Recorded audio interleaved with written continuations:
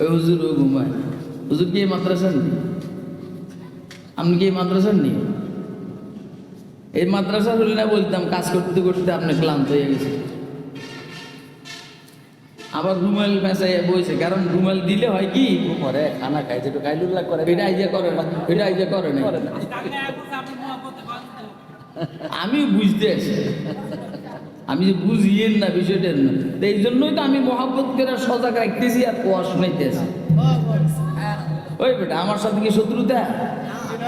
তোমরা সবাই ঘুমাও, আমি ওয়াজ করি, আমার কি হাতিয়া কমাবো নাকি? আমি এরকম করি কেন? আমি এরকম করতেছি যে সজাগ রাইগা কথাগুলো শুনাইতেছি। ঠিক জাযাকাল্লাহ। 70,000 জাদুঘর একসাথ করছে, প্রত্যেকের হাতে একটা লাঠি একটা রশি।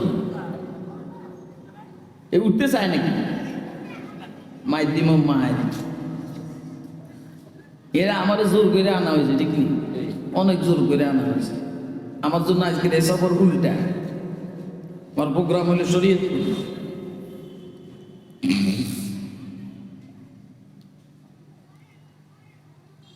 তো 70,000 জাদুঘরের প্রত্যেকের হাতে একটা রশি একটা লাঠি। এরা জাদুঘর মনে করছেন আল্লাহর পয়গম্বরকে। বাহ্যিক ভাবে তো যে যেমন অন্যরা মনেও করে তেমন,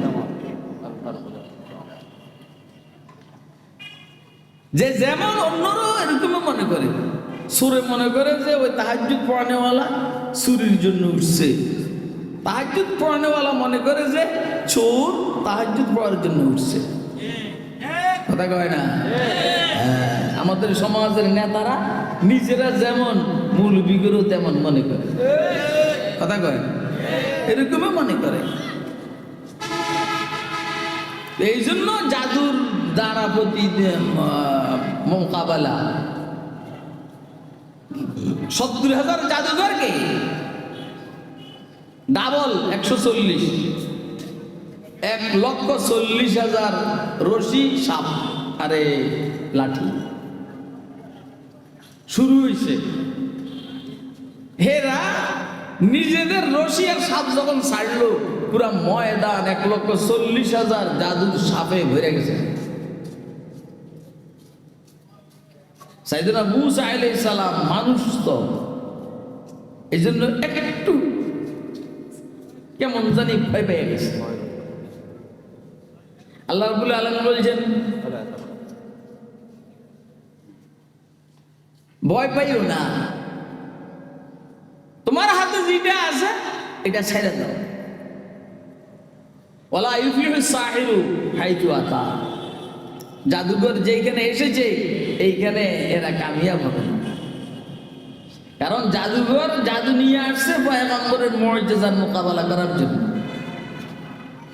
পয়গম্বরের মুজিজার মোকাবেলা জাদু দিয়ে হয় না। ও ভাই, সেনাবাহিনী, আর্মি, বিডিআর, পুলিশ দিয়া উম্মতের উলামায়ে কেরামের দোয়া আর বদদোয়ার মোকাবেলা হয় না। আমি এটা বুঝাইতে পারিনি আপনাদের। আপনি যে গুলি করবেন, এই গুলি এইখান থেকে 1 মাইল দূরে যাবে, 2 মাইল দূরে যাবে, কিন্তু উম্মতের উলামায়ে কেরামের দোয়ার যে গুলি, এটা এইখান থেকে সোজা আর সাজিম যাই সেট করবে। আমি কি কথা আপনাদেরকে বুঝাইতে পারছি? আপনি দেখছেন পুরো সেনাবাহিনী, বিমান বাহিনী, নৌবাহিনী, র্যাব, পুলিশ, বিজিবি সবাই এর পক্ষে। এরপরও সে ভাই গিয়া মুদির কোলে গিয়া বসতে হয়েছে। কারণটা কি? কারণ হইল পয়গম্বরের মোকাবেলা জাদু দিয়ে হয় না, উম্মতের উলামায়ে কেরামের বদদোয়ার মোকাবেলা পুলিশ, আর্মি, বিডিআর, র্যাব দিয়ে হয় না। কথা খুব বুঝবেন। সাইয়েদনা হযরত মূসা আলাইহিস সালাম যখন এই লাঠিটা, একটা কয়টা লাঠি, আর ওইখানে কয় হাজার, 1,40,000 সব। হযরত মূসা আলাইহিস সালামের লাঠি কি এরকম ফিলের মতো মোটা নাকি? লাঠি তো লাঠি, মাশাআল্লাহ। লাঠি ছাড়তে দেরি, একটা নিঃশ্বাসে 1,40,000 জাদুর সাপকে মূসা আলাইহিস সালামের মুজিজাতি লাঠিয়ে গিলে ফেলছে। জাদুকররা বুঝে ফেলছে যে এটা জাদু না। যেমন কোন মৌলবি যখন ওয়াজ করে, খুব খেয়াল করবেন, কোন মৌলবি যখন ওয়াজ করে তো যারা সাধারণ পাবলিক এরা অনেকে বুঝে আল্লাহ কে ওয়াজারি করতে আসবে, কিন্তু মৌলবি আরেকজন যদি একটু মার্কা মারা হয় সে বুঝে যে এত এটা ওয়াজ করেন না, এটা সময় নষ্ট করতে আসে। এই গতকালকে আমি গেছি গাজীপুর, শ্রীপুর, বরুমি, এইখানে আমার গায়ে এক হুজুর ওয়াজ করছে, উনি আলোন আরে সুবহানাল্লাহ কি টান আর কি কান্না। তো পরে আমি খবর পাইছি এরা হাতিয়ে দিছে 5,000, আমার দিছে 30,000। এ ওয়াজ করছে 2 ঘন্টা, আমি ওয়াজ করছি 1 ঘন্টা। যারা দাবাত দিছে এরাও বুঝছে, এত চিল্লাইতে আছে, আর হুজুরে চুপে চাপে কথা কইতে আছে। যারা বুঝে আর তারা বুঝে, তো জাদুকররা বুঝছে আমরা যার মোকাবেলায় আসছি উনি জাদুকর নয়, ওনার এটা জাদু না। কারণ জাদুর এত ক্ষমতা নাই, এতগুলো জাদুর সাপকে আর একটা জাদুর সাপে গিলে ফেলবে। তো বুঝে গেছে এটা অবশ্যই অলৌকিক কোনো কিছু হবে, যেই কারণে 1,40,000 জাদুঘর, জাদুর সাপের যারা জাদুঘর 70,000 সব একসাথে মুসলমান হয়ে গেছে। আমি বুঝাইতে চাইছি আল্লাহর পয়গম্বর মূসা আলাইহিস সালামের হাতের লাঠি এটা কি সাধারণ লাঠি না মুজিজা? এবারে বলেন হযরত মূসা আলাইহিস সালামের এই মুজিজা লাঠিটা এখন কি কোনো কাজ করে? যেহেতু এখন কোনো কাজ করে না, এই জন্য মূসা আলাইহিস সালামের পয়গম্বরই এখন আর চলবে না।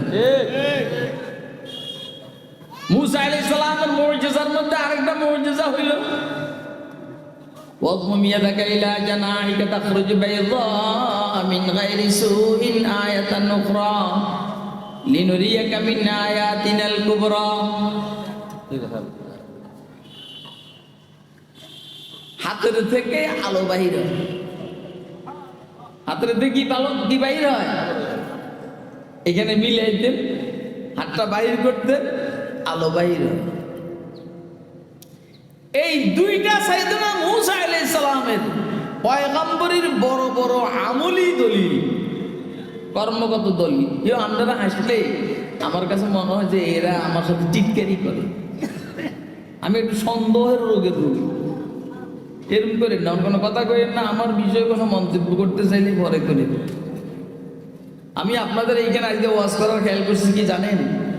বিজয় দিবস সম্পর্কে ইদা জা নাসরুল্লাহের তাফসীর আমি বাসায় দেখে আসছি, আপনাকে নিয়ে ওয়াজ করে ফেললেন, তো শুনলে শুনতে নেন, কিন্তু আপনাকে অবস্থা দেখে আমার গতি গেছে আরেক দিকে। এই জন্য আলোচনার জন্য মজমা লাগে, বিমান ফ্লাই করার জন্য বিশাল রানওয়ে লাগে, কথা কয় না?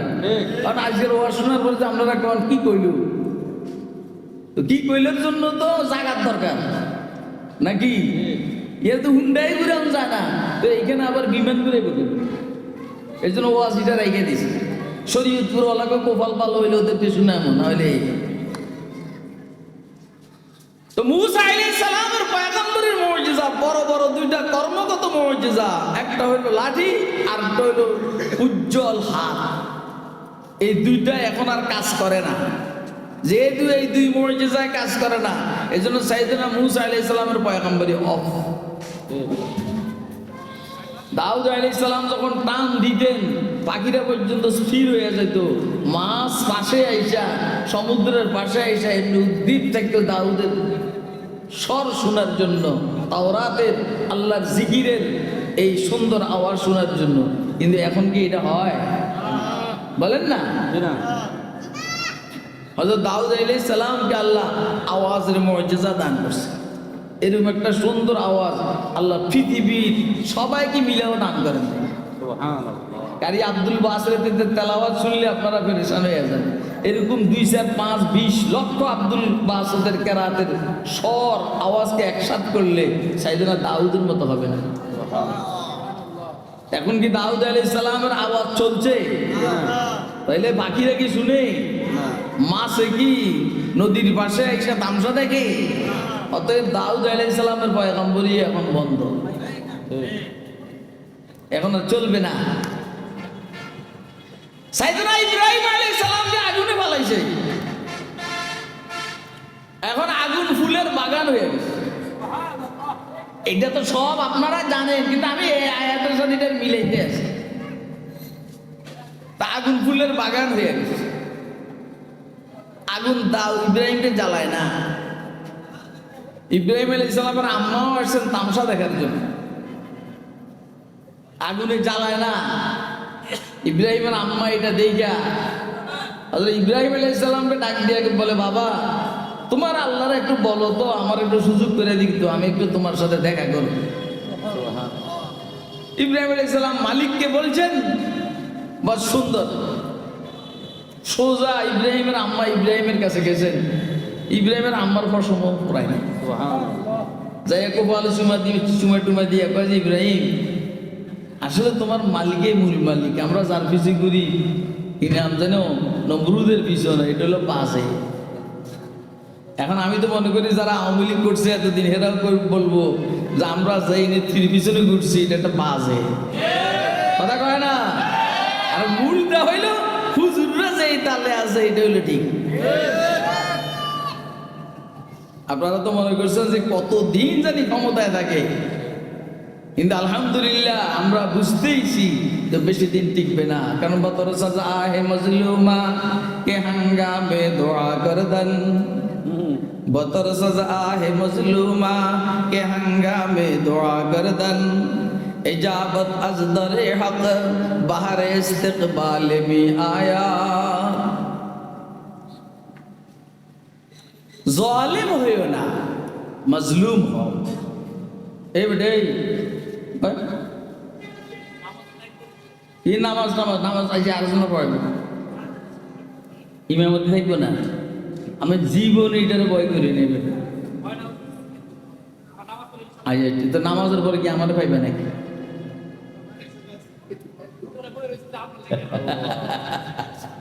আচ্ছা যা যা যা।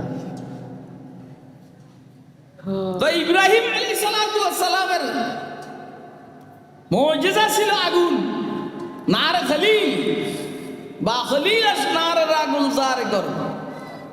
ইউসুফ আলাইহিস সালাতু ওয়াস সালামের মুজিজা ছিল, আমি সেই ইউসুফ আলাইহিস সালামের এই জামাটা হযরত ইয়াকুবের চোখের মধ্যে লাগাইছে। ইয়াকুব আলাইহিস সালাম অন্ধত্বর থেকে আলো হয়ে গেছে, অর্থাৎ ওনার অন্ধত্ব চলে গেছে। দাউদ আলাইহিস সালামের মুজিজা ছিল সুবহানাল্লাহ, হাতের মধ্যে লোহা নিলে মোম হয়ে যায়। এখন কি কেউ হাতের মধ্যে লোহা নিলে মোম হবে? বলেন না।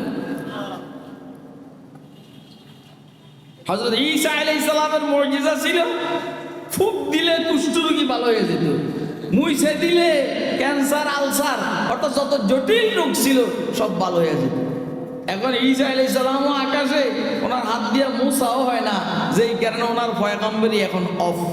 ঠিক এই জন্য কোনো পয়গম্বরের বেতন চালু নেই, বেতন চালু নেই, বুঝছেন নি? কোনো পয়গম্বরের আমল নামার মধ্যে কোনো আমল যাইতেছে না। মুহাম্মদ আরবি সাল্লাল্লাহু আলাইহি সাল্লামের আমল নামার মধ্যে 24 আওয়ার্স আজকের মাহফিলের আমল নামাও আমলও বুঝতে আছে। নুন ওয়াল কলমি ওয়া মা ইয়াসরুন মা আনতা বিনি'মাতি রাব্বিকা বিমাজনুন ওয়া ইন্না লাকা লাআজরান গায়রা মামনুন। রাসূল আপনার আজর, আপনার বেতন, আপনার সওয়াব কিয়ামত পর্যন্ত বন্ধ হবে না। গায়রু মামনুন, কেন বন্ধ হবে না? কারণ আপনার উম্মতের মধ্যে কিয়ামত পর্যন্ত যত আমল হবে সব আমলের সওয়াব আপনি পাবেন। এই মাদ্রাসার আমলের সওয়াব রাসূলের রওজায় পৌঁছতেছে, বুঝতেছেনি? বুঝে না? আপনি নামাজ পড়তেছেন, আপনি ভিন্ন সওয়াব পাবেন, আর হুজুর সাল্লাল্লাহু আলাইহি সাল্লাম সওয়াব পাবেন। আবু বকরকে বানাই গেছেন, ওমরকে, ওসমানকে, আলীকে 1,46,000 সাহাবায়ে কেরামকে বানিয়ে গেছেন। এর থেকে তাবেঈ তৈরি হয়েছে, তবে তাবেঈ মুজতাহিদিন সালফে সালেহিন বুজুর্গানে দিন সবার ইলম আর আমলের সব মুহাম্মদ আরবি সাল্লাল্লাহু আলাইহি সাল্লামের আমলনামার মধ্যে লেখা হইতেছে। কেন? ওনার নবুয়তটা চালু। কেন চালু? এই কেন চালু?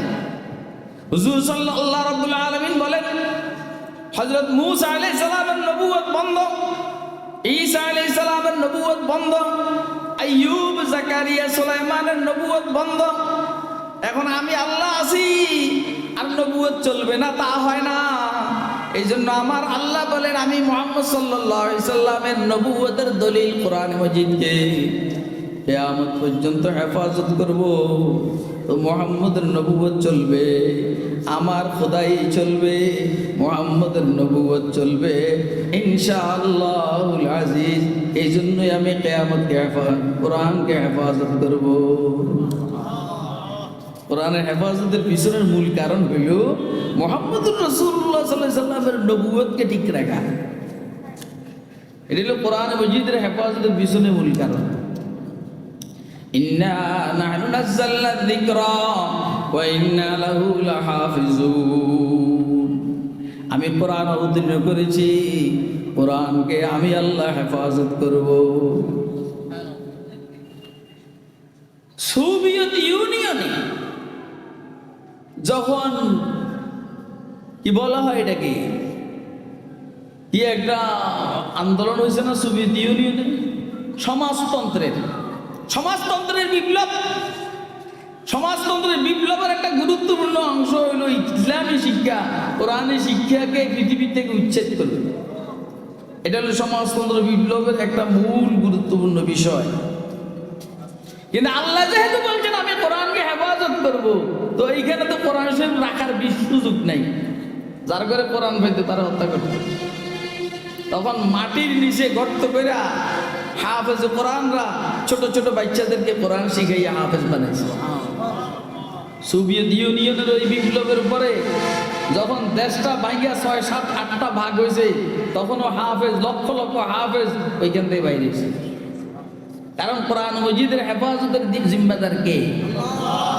চাইছিল ইসরায়েলের সহযোগিতায়, ভারতের সহযোগিতায়, অন্যান্য নাস্তিক মুরতাদদের সহযোগিতায় কোরআনের শিক্ষাকে এই দেশ থেকে নিঃশেষ করে দিবে, শেষ করে দিবে।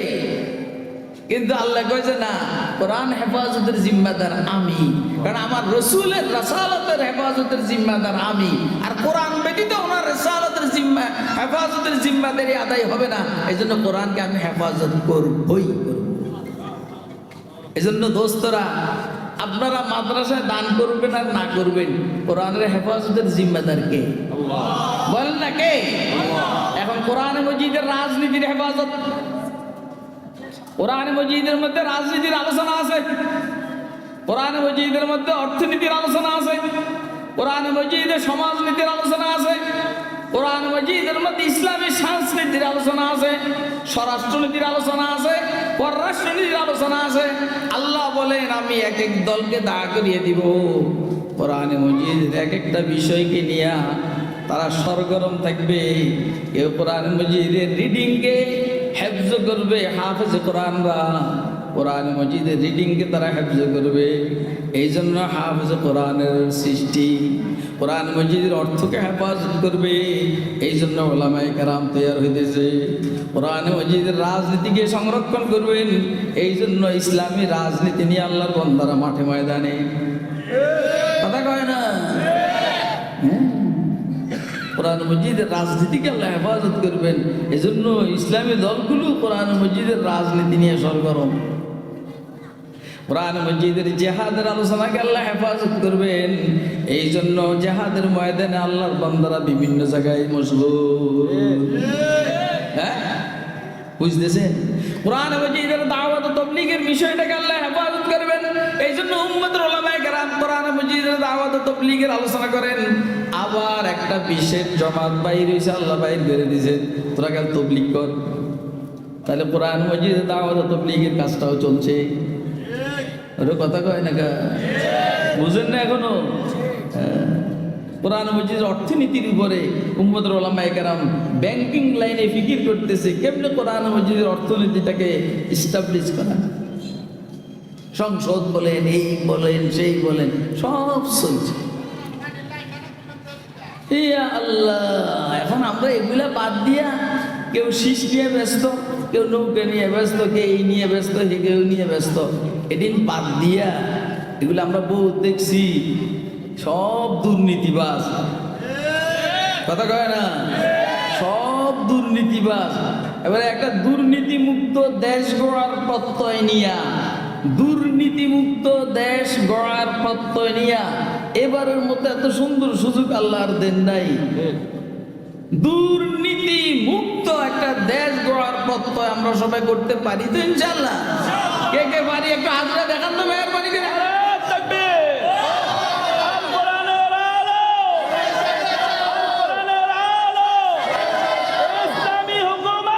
জিন্দাবাদ জিন্দাবাদ, ইসলামী হুকুমত জিন্দাবাদ জিন্দাবাদ, তাকবীর। বুঝলেন তো, কিছু মানুষ টানুষ হইলেন তো একটু ভালো হইতো না, তারপরেও তো জোয়ার একটু চলে আইতে চাইছি। আল্লাহু আকবার ভাই, আর কত? আমরা স্বাধীনতার পর থেকে এই পর্যন্ত সব দেখছি না, কিন্তু একটা দেখার কি রয়েছে বলেন না, একটা দেখার বাকি আছে না। আমরা এখন ইসলামকে দেখি নামাজের মধ্যে, রোজার মধ্যে একটু দেখি, তাও সব মহিলা না, কিছু মহিলা বোরকা টোরকা পরে এটার মধ্যে আমরা দেখি। সংসদে আল্লাহর কোরআনের শাসন আইন, সারা দেশে কোরআনের বাস্তবায়ন আমরা দেখি নাই। আপনি বিশ্বাস করেন, এই যে এক একটা চোরে যা চুরি করছে, একটা চোরের যদি নাকি কোরআনের হুকুম অনুযায়ী হাত কাইটা দিত, হাত, আমি তো কই শুধু হাত না, যদি 2-3টা আঙুলও কাইটা দিত, তাহলে বাংলাদেশের চুরি 16 আনার মধ্যে 12 আনা বন্ধ হয়ে যেত। আর এর মধ্যে বেশি করে যে নাকি ফেসিস্টের যেটা নেত্রী, লেডি লেডি লেডি লেডি, এটার হাত কাটা দিলে তো আমনে ওই সেই ঘটনা। আল্লাহু আকবার। কিতাবে জিন্দা কোরআনে হাকিম, হিকমতু লা ইয়াজালাস্তু কদিম, আর ফিউরা রায়ব নাই, তাবদীল নাই, মানা শর্মিন্দায় তাবিল নাই। আরে কারে কমু ভাই, আমাকে আপনারা মনেই করছেন যে এটা দাওয়াত খাইয়া হুজুর, আমাদেরকে আপনারা মনেই করছেন এটা, ভাই আমাদেরকে আপনারা মনে করছেন যে এটা দাওয়াত খাইয়া হুজুর, ইমামত করেন যে হুজুর। এই হুজুরের আর কিচ্ছু জানে না। আমি শুনছি হযরত হাফিজ হুজুর রহমতুল্লাহ আলাইহি এরশাদ সাহেবরে বলছিলেন, এরশাদ সাহেব আপনি তো ভারতের সাথে যুদ্ধ করতে ভয় পান, এই জন্য নত জানু পররাষ্ট্রনীতি আপনি ওদের সাথে অবলম্বন করছেন। এরশাদ বয়তুল মুকাররমের দক্ষিণ গেট হাফিজ হুজুরের মুখে আমি নিজে শুনছি। হাফিজ হুজুর বলছেন, আপনি 6 মাসের জন্য আমাদের কাছে লিখে দেন, আমি মোহাম্মদুল্লাহর কাছে আমি ওয়াদা করছি 6 মাস পরে আপনার রাষ্ট্র আপনাকে ফিরিয়ে দিব ইনশাল্লাহ। দেখেন ভারতকে নাকানি সুবানি খাওয়াই দিবে। কি এই যে কয় মাস, এই যে 1-1.5 বছর, আলহামদুলিল্লাহ ভারতের সাথে আমাদের সম্পর্ক কি এখন খুব বেশি ভালো নাকি? বহু ষড়যন্ত্র করতেছে, কিন্তু ডক্টর ইউনূস আমি মনে করি অনেক দোষ আছে, কিন্তু তার গুণও আছে। কথা কয় না কেন? আল্লাহ তার থেকে স্পিড নিয়া সামনে যারা নাকি নেতৃত্বে আসবে তাদেরকে দেশ চালাইবার আল্লাহ তৌফিক দান করে। মুসলমানরা কোনো বড় রাষ্ট্রকে ভয় পায় না। মোহাম্মদ রসুল্লাহ ছোট্ট মদিনা রাষ্ট্রের প্রেসিডেন্ট হুজুর চিঠি লেখেন হেরাক্লিয়াসের কাছে, মিন মুহাম্মাদির রাসূলিল্লাহ ইলা হিরাকল আযীমির রূম, বুখারী শরীফের riwayat। সালামুন আলা মান ইত্তাবাল হুদা, আম্মা বা'দ আসলিম তাসলাম, আসলিম ইউতিকাল্লাহু আজরাকা মাররাতাইন।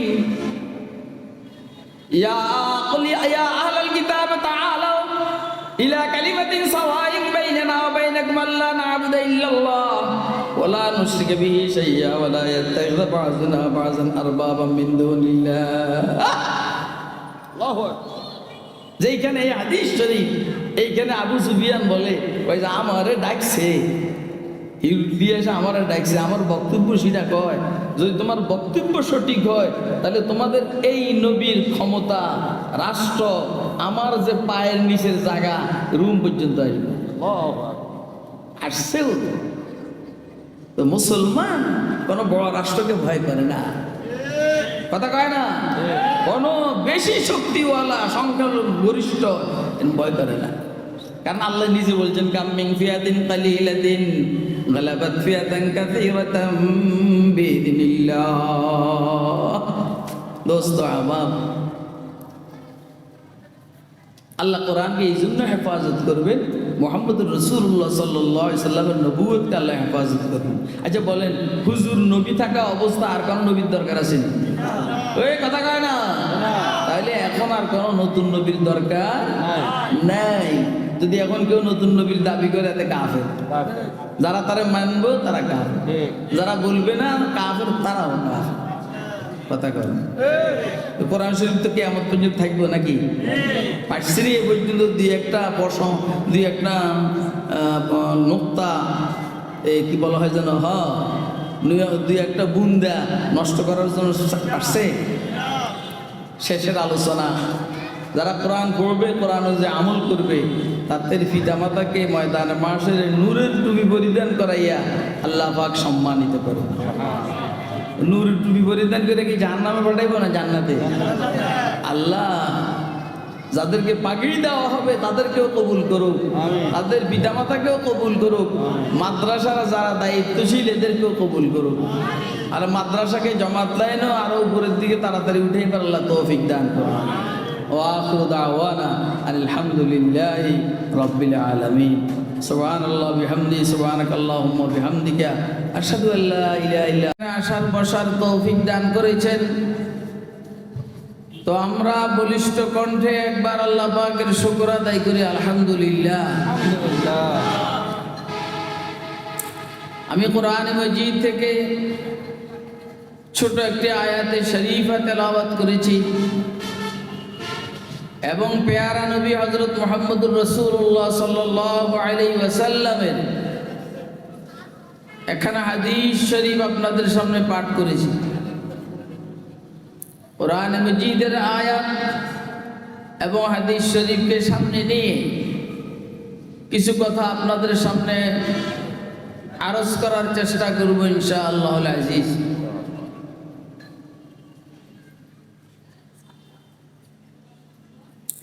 আল্লাহ রাব্বুল আলামিন পৃথিবীবাসীর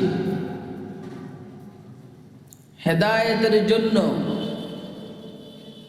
যুগে যুগে নবী রাসূল পাঠিয়েছেন এবং কিতাব পাঠিয়েছেন। কিতাবের সংখ্যা কম, নবী রাসূলের সংখ্যা বেশি। কিতাব 104টি, নবী রাসূল 1,24,000, মতান্তরে আরো বেশি। এতে বোঝা গেল কিতাবের চাইতে শিক্ষকের দরকার বেশি। কিতাবের চাইতে শিক্ষকের দরকার বেশি, এই জন্য শিক্ষক বেশি পাঠাইছে, নবী রাসূল কম পাঠাইছে। কথা কি বুঝে আসেনি? হ্যাঁ, কিতাব পাঠাইছেন কয়টা? 104টা। 104টার মধ্যে বড় 4 কিতাব 4 জনকে দিয়েছেন, আর ছোট 100টার মধ্যে কাউকে 50টা দিয়েছেন, কাউকে 30টা দিয়েছেন, কাউকে 20টা দিয়েছেন। দেখবেন যে কিতাবওয়ালা নবী বা রাসূল সংখ্যা হইল 7-8 জন, আর বাকিগুলা কিতাববিহীন। কি বুঝা গেছে? বুঝা গেছে কিতাবের দরকার বেশি না রাসূলের দরকার বেশি? আমার সাথে কথা বললেন, কিতাবের দরকার বেশি না শিক্ষকের দরকার বেশি? এই জন্য যারা শুধু কিতাব দিয়ে আল্লাহ পর্যন্ত পৌঁছতে চায় এরা অ্যাক্সিডেন্ট করে, কিতাব ঠিক মতো বুঝে না, কারণ বুঝাইবার শিক্ষক নাই আর ও শিক্ষকের কাছে পড়ে নাই। এই জন্য যারা বুখারী শরীফ নিয়ে নাচানাচি করে, বুখারী শরীফের উস্তাদের কাছে পড়ে নাই, নিজে নিজে বুখারী শরীফের উর্দু বাংলা দেখে সে শিক্ষিত। এই উল্টা পাল্টা করো। ইমাম সাহেব নামাজের মধ্যে কেরাত করে আর হেলে ঢুলে আর কি, ঢুলে এভাবে ঢুলে ঢুলে কেরাত করে। এখন ইমাম সাহেবকে জিজ্ঞেস করা হলো, ইমাম সাহেব আপনি কেরাত করেন আর ঢুলেন, ঘটনাটা কি? কয়টা বুখারী শরীফের মধ্যে আছে। কি আছে বুখারী শরীফের? মান আম্মাল কাওম ফালিয়ুকাফির, যে কোন সম্প্রদায়ের ইমামতি করবে ও যেন হালকা পড়ে, হালকা। তো এটার উর্দু তর্জমা হইল যে কিসি কওম কি ইমামতি করে ও হালকে পড়ে, ইমামতি করে হালকে। তো হে পড়ছে হেলকে, হালকেটারে হেলকে। তো হেলা মানি হইল ঢুলা। এই জন্য আমি হেলে দুলে পড়ি। উর্দু তর্জমা দেখে সে বুখারী শরীফ শিখছে।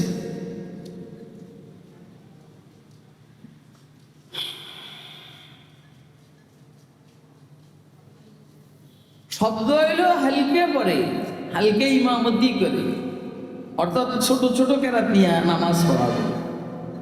কারণ এর মধ্যে দুর্বল মানুষ আছে, বাচ্চা আছে, অসুস্থ মানুষ আছে, বুড়ো মানুষ আছে। এখন লম্বা কেরাত নিয়ে যদি শুরু করে তো বেচারা ডায়াবেটিসের কারণে প্রস্রাব হয়ে যাবে, হাই প্রেশার, মাথা ঘুরে পড়ে যাবে। রোডের পাশে মসজিদ, লম্বা কেরাত ধরলে বাস ছেড়ে দিবে, ট্রেনের সময় চলে যাবে। এয়ারপোর্টে হইলে বিমান ছেড়ে দিবে। এই জন্য রসুল বলছেন ইমাম সাহেবের মুসল্লিদের প্রতি খেয়াল রেখে হালকা ইমামতি করবে, মানে ছোটখাটো কেরাত দিয়ে নামাজ পড়াইয়া দিবে। তো যেহেতু উস্তাদের কাছে পড়ে নাই, সে হালকেও তো হেলকে পড়া। এই জন্য আমি বলছি কিতাবের চাইতে শিক্ষকের দাম বেশি, জরুরত বেশি। তো আল্লাহ রাব্বুল আলামিন 1,24,000, মতান্তরে আরো বেশি, ওই 2,24,000 আমার মুখ দিয়ে বাইরে দিতে চায় না। কেন 1,24,000 যেটা এইটাও জরিফা দিয়েছে, 2 লক্ষটা তো আরো মুশকিল। তো রসুল পাঠাইছেন এতজন, কিতাব পাঠাইছেন 160টা। তো যুগে যুগে আল্লাহ রাব্বুল আলামিন বন্দাদের হেদায়েতের জন্য কিতাব পাঠাইছেন, রসুল পাঠাইছেন। কিতাব পাঠান নাই, আবার রসুল পাঠাইছেন। একটা কথা এখানে একটু সমস্যা হয়ে যায়। রসুল হইল 313, কিতাব হইল 160টা। তাহলে বুঝা গেল কইছে রসুল কাকে বলে? কইছে যিনি নতুন কিতাব নিয়ে এসেছেন, নতুন শরীয়ত নিয়ে এসেছেন, ওনাকে রসুল বলে। তো সেই হিসেবে তো রসুল হওয়ার দরকার ছিল 7-8 জন, হয়েছে 309-13 জন। এখন উপায় কি? এই জন্য রসুলের মূল সংজ্ঞা হাফেজ তকিউদ্দিন ইবনে তাইমিয়া হাররানী রাহমাতুল্লাহ আলাইহি বলছেন, রসুলের পরিচয় হইল যাকে আল্লাহ জিহাদের হুকুম দিয়ে জমিনে পাঠাইছেন, এটাকে রসুল বলে। এবারে কিতাব আসুক না আসুক, জিহাদের হুকুম। তো সেই হিসাবে 313 জন নবীকে বা রসুলকে আল্লাহ জিহাদের হুকুম দিয়ে জমিনে পাঠাইছে। হুজুরের বাগে জিহাদের হুকুম বেশি পড়ছে, এই জন্য হুজুর 10 বৎসরের নবুয়তের জিন্দিগি দেয় প্রায় 27টা লড়াই করছে। যা হোক, মূসা আলাইহিস সালামকে তাওরাত দান করেছেন, ঈসা আলাইহিস সালামকে ইনজিল দান করেছেন, দাউদ আলাইহিস সালামকে জাবুর দান করেছেন। আমাদের প্রিয় নবী সাল্লাল্লাহু আলাইহি সাল্লামকে কি দান করছেন? এ বাবা, এই তুই অনেক ঘুমাছে, কাজ করতে করতে তো এখানে শুয়ে থাকে, ঘুমাইও না, ঘুমাই, কথাগুলো দরকার। রসুলকে আল্লাহ 4টি কিতাব দান করছেন। তাওরাতের হেফাজতের দায়িত্ব আল্লাহ নেন নাই, ইনজিলের হেফাজতের দায়িত্ব সংরক্ষণের দায়িত্ব আল্লাহ নেন নাই, জাবুরের সংরক্ষণের দায়িত্ব আল্লাহ নেন নাই। আল্লাহ বলেন আমি কোরআন শরীফ অবতীর্ণ করেছি, এটার হেফাজতের দায়িত্ব আমার কাছে। আমাদের আজকের আলোচ্য বিষয় হলো এই কোরআন শরীফকে আল্লাহ হেফাজত করবেন কেন, সংরক্ষণ করবেন কেন, এটা হলো মূল আলোচ্য বিষয়।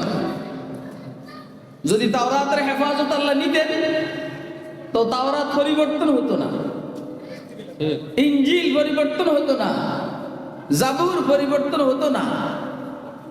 কোরআনে মজিদকে আল্লাহ অবতীর্ণ করছেন এবং হেফাজতের দায়িত্ব নিছেন, এই জন্য পরিবর্তন হয় নাই, হইতেছে না, ইনশাআল্লাহ কিয়ামত পর্যন্ত হবে না। কেন দায়িত্বটা নিলেন? বা কোরআন মজিদকে আল্লাহ হেফাজত করবেন কেন? দেখেন, প্রত্যেক পয়গম্বরকে আল্লাহ পয়গম্বরী দেওয়ার পরে, পয়গম্বরী দেওয়ার পাশাপাশি ওনাকে পয়গম্বরীর দলিল, প্রমাণ, মুজিজা, অলৌকিকতা এটা দান করছেন।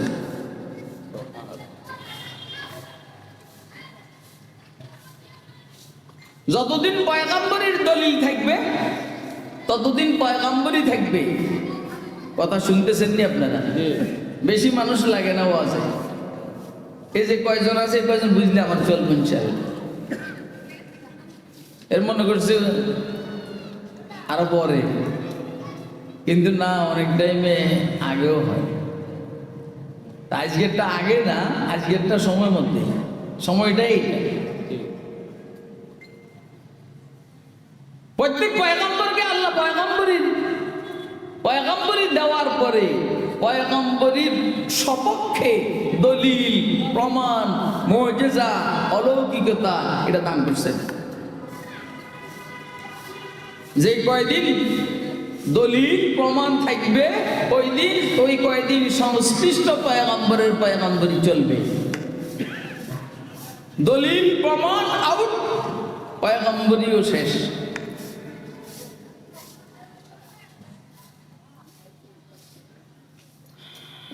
মুসা আলাইহিস সালামকে আল্লাহ পয়গম্বরী দান করেছেন, এর সাথে কিতাব দান করেছেন তাওরাত। এটা পরিবর্তন হয়ে গেছে, পয়গম্বরী এখন আর চলে না। হযরত মুসা আলাইহিস সালামকে আল্লাহ পয়গম্বরী দান করেছেন, সাথে বড় বড় কিছু মুজিজা, অলৌকিকতা দান করেছেন। লাঠি কি? ওমা তিলকা বিয়ামিনিকা ইয়া মুসা قال هي عصاي أتوكأ عليها وأهش بها على غنمي ولي فيها مآرب أخرى। কইছে তোমার হাতে এটা কি? এটা আল্লাহ দেন নাই, এটা ওই যে মাদিয়ান থেকে আসার টাইমে শুআয়ব আলাইহিস সালাম একটা লাঠি দিয়েছেন, এই লাঠিটা এটা। এর আগে যে বকরি চড়াইছেন, বকরির জন্য, বকরির রাখালের জন্য লাঠির দরকার নেই, নিজের সেফের জন্য, আবার জঙ্গলে হিংস্র প্রাণীর থেকে ছাগল বকরিকে বাঁচাইবার জন্য তো লাঠি ওইখানে নাকি অনেকগুলো আইছিল। তো শুআয়ব আলাইহিস সালাম লাঠি অন্যটা দিতে চায়, কিন্তু উঠে এটা, পরে এটাই দিয়ে দিছে। পরে বলছেন যে এই লাঠিটা আসলে জান্নাতের থেকে আসার টাইমে অথচ আদম আলাইহিস সালাম নিয়ে আসছে।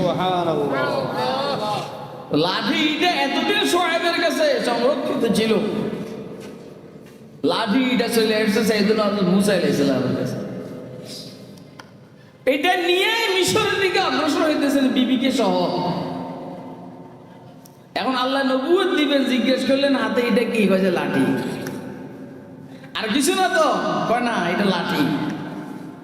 তো কি করো? আর জিজ্ঞেস করেন না রব্বে কারীম সাইয়েদনা মূসা আলাইহিস সালাম সুযোগ পাইয়া নিজের পক্ষ থেকে কথা আরম্ভ করছে। সুযোগ যখন পাইছি জীবনে আল্লাহর সাথে কথা বলার, তো আল্লাহ জিজ্ঞাসা না করলেও আর কিছু কথা বলি। আপনারা দেখবেন এই আমরা ছোট মানুষ, কিন্তু কিছু মানুষ আছে মহব্বত করে, এই কথা শুরু করলে কথা বলতেই থাকে। বললাম যে কি রে বাবা এত কথা বলস কেন? হুজুর জীবনে সুযোগ পাইছি, কেবল ফেসবুকে দেখি, এটাতে দেখি, এটা দেখি, সরাসরি আর দেখি নাই। আজকে দেখছি একটু কথা কইয়াল। বললাম যে আমার তো সময় নাই, তোর তো কথা বলতে মনে চায়, আমারও শুনতে মনে চায়, কিন্তু সময় তো নাই।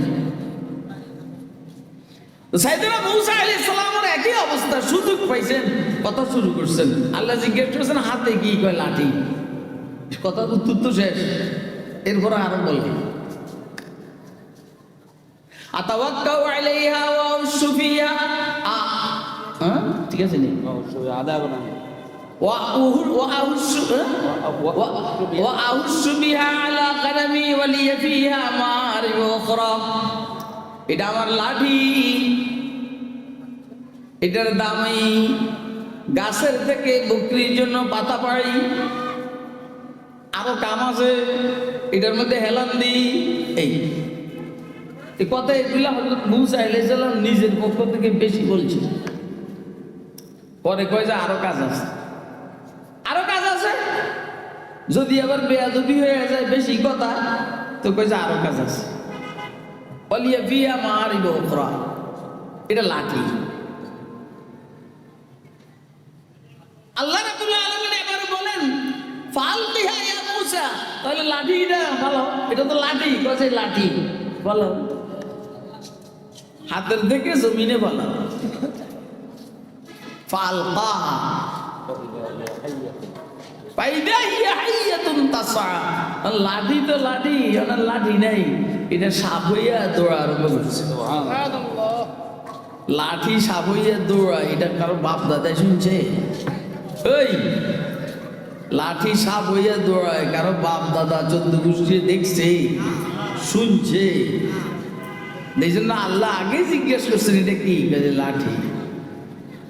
এইটা যেন মনে না করে যে আসলে এটা সাপ ছিল, আমি খেয়াল করি না, এই জন্য কইছে লাঠি। এটা মূসা আলাইহিস সালামের পয়গম্বরের মুজিজা। এই চেয়ে আরো জটিল কঠিন মুজিজা হইলো, দেখেন এরা এই সমস্ত কারণে ফেরাউনের গ্রুপ মূসা আলাইহিস সালামকে